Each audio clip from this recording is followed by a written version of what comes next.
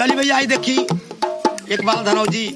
तहसील खड्डा जिला कुशीनगर भैया हो जब उठलाली के गीत चलल ऊ पोतान ऊ लेवरान यही पे ठिकाना लिखे पड़ल का और ताकत रहलू बोर्ड पर गिरी गैलू रोड पर ताकत रहलू बोर्ड पर गिरी गैलू रोड पर बुझाता टंगरी टूटल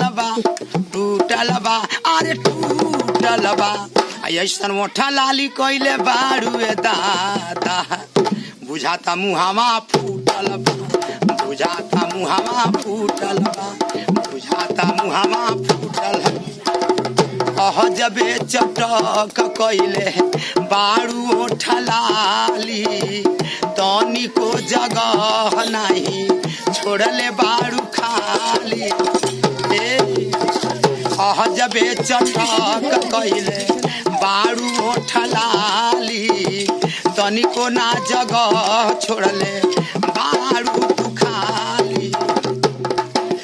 कतरालू बोर्ड पर गिरी गलू रोड पर कतरालू बोर्ड पर गिरी गलू रोड पर बुझाता टंगरी टूटल बा अरे टूटल बा ऐसन मोठा लाली कोइले बाड़ुए दादा बुझाता मुहावा फूटल बुझाता मुहावा फूटल बा बुझाता मुहावा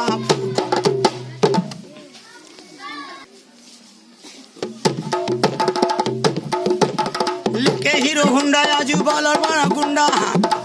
लेके हीरो हुंडा आजू बनल बड़ा गुंडा जैया भेद खुली जाई रे लेके हीरो हुंडा आजू बनल बड़ा गुंडा जैया भेद खुली जाई रे जवानी तोरा लोढ़ा से कुचाई रे जवानी तोरा लोढ़ा से कुचाई रे